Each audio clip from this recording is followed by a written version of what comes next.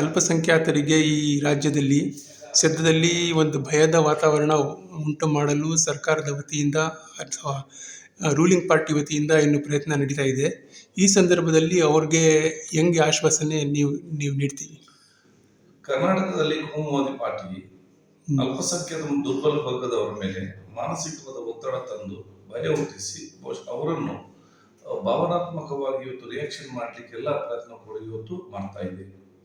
ಈ ಒಂದು ಸಂಚಿಗೆ ಬಲಿ ಬೀರಬಾರದೆಂದು ಕಾಂಗ್ರೆಸ್ ಈಗಾಗಲೇ ಅಲ್ಪಸಂಖ್ಯಾತ ಸಮುದಾಯದ ಮತ್ತು ದುರ್ಬಲ ವರ್ಗದವರಿಗೆ ಆತ್ಮವಿಶ್ವಾಸ ಮೂಡಿಸುವ ಕೆಲಸ ಮಾಡ್ತದೆ. ಆತ್ಮವಿಶ್ವಾಸ ಮತ್ತು ಧೈರ್ಯದಿಂದಿರಿ. ಇನ್ನು ಈ ಸರ್ಕಾರ ಬರೀ 8 ತಿಂಗಳ ಮಧ್ಯೆ ಸರ್ಕಾರ ಇರುವಂತದ್ದು ಬಹುತೇಕ ಎಲ್ಲರಿಗೂ ಕೂಡ ಈ ಸರ್ಕಾರದ ಬಗ್ಗೆ ಬೇಸತ್ತುಕೊಂಡು ಇವತ್ತು ಹೋಗಿದೆ. ಅಲ್ಪಸಂಖ್ಯಾತ ಹಿಂದೂ ವರ್ಗದ ಎಲ್ಲರೂ ಕೂಡ ನಮ್ಮ ಮುಂದೆ ಗುರಿ, ಮುಂದಿನ ಚುನಾವಣೆಯಲ್ಲಿ ಅದು ಬಿಜೆಪಿಯನ್ನು ಸೋಲಿಸುವುದೇ ನಮ್ಮ ಗುರಿ.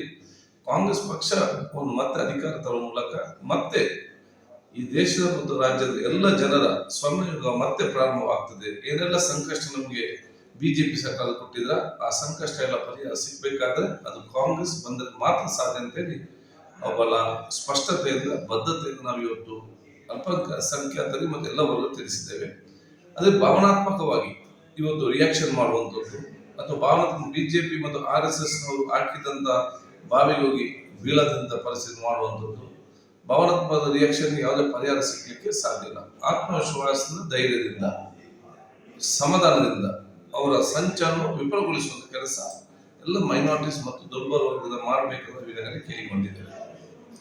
ಸರ್, ಮುಂದಿನ ದಿನಗಳಲ್ಲಿ ಪಂಚಾಯತ್ ಚುನಾವಣೆಗಳು ಹಾಗೂ BBMP ಚುನಾವಣೆಗಳು ಬರೋದಿದೆ. ಇದರ ಬಗ್ಗೆ ಏನ್ ಸ್ಟ್ರಾಟಜಿ ಇವತ್ತಿನ ಮೀಟಿಂಗ್ ಅಲ್ಲಿ ತಾವು ಡಿಸ್ಕಸ್ ಮಾಡಿದ್ರೆ? ನಮಗೆ ಜಿಲ್ಲಾ ಪಂಚಾಯತ್ ಮತ್ತು ತಾಲೂಕು ಪಂಚಾಯತ್ ನಲ್ಲಿ ಸ್ಥಳೀಯ ಮಟ್ಟದ ಸಂಸ್ಥೆ ನಮಗೆ ಎಲ್ಲರಿಗೂ ಕೂಡ ಅತ್ಯಗತ್ಯ. ಆದ ಕಾರಣ ಇಲ್ಲಿ ಕೂಡ ನಾವು ಕೋಮುವಾದಿ ಶಕ್ತಿ ಸೇರಿಸಲಿಕ್ಕೆ, ಬಿಜೆಪಿ ಸೋಲಿಸಲಿಕ್ಕೆ ಎಲ್ಲ ರೀತಿಯ ಕಾರ್ಯಕ್ರಮ ಮಾಡಬೇಕು. ನಮ್ಮ ಉದ್ದೇಶ ಒಂದೇ, ಈ ಒಂದು ಚುನಾವಣಾ ರಂಗದಿಂದ ಬಿಜೆಪಿ ಅಳಿಸಿ ಹಾಕುವುದು ನಮ್ಮ ಜವಾಬ್ದಾರಿ ಮತ್ತು ಕಾಂಗ್ರೆಸ್ ಪಕ್ಷವನ್ನು ತರುವುದು ನಮ್ಮೆಲ್ಲರ ಒಂದು ದೊಡ್ಡ ಮಟ್ಟದ ಬದ್ಧತೆ ಹೇಳಲಿಕ್ಕೆ ನಾನು ಬಯಸ್ತೇನೆ. ಅರ್ಬನ್ ಏರಿಯಾಸ್ನಲ್ಲಿ ಅಲ್ಪಸಂಖ್ಯಾತರ ರೆಪ್ರೆಸೆಂಟೇಷನ್ ಬಹಳ ಕಡಿಮೆ ಆಗ್ತಾ ಇದೆ.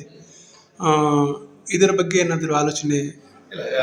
ಇವತ್ತು ಎಲ್ಲ ಕಾಂಗ್ರೆಸ್ ಎಲ್ಲ ಪಕ್ಷದ ವರ್ಗದಲ್ಲಿ ಕೂಡ ಯಾವ್ಯಾವ ಅಂತಸ್ತು ಮತ್ತು ನ್ಯಾಯ ಸಿಗಬೇಕಾದ ಹಿಂದೆ ಒದಗಿಸಿಕೊಟ್ಟಿದೆ.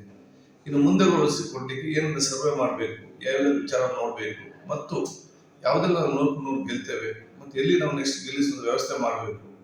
ಸೊ ಮೈನಾರಿಟಿ ಜೊತೆ ಎಲ್ಲ ವರ್ಗ SC/ST, ಬ್ಯಾಕ್ವರ್ಡ್ ಮತ್ತು ಎಲ್ಲ ಕಮ್ಯುನಿಟಿಯರು ಕೂಡ ಆ ಒಂದು ಅವರದವರದ ಒಂದು ಸ್ಥಾನ ಮತ್ತು ಮಾನ್ಯತೆ ಕೊಡುವಾಗ ಅಲ್ಪಸಂಖ್ಯಾತರು ಕೂಡ ಮಾನ್ಯತೆ ಕೊಡಲಿಕ್ಕೆ ಎಲ್ಲ ತಯಾರಿ ಕಾಂಗ್ರೆಸ್ ಇವತ್ತು ಮಾಡಿದೆ.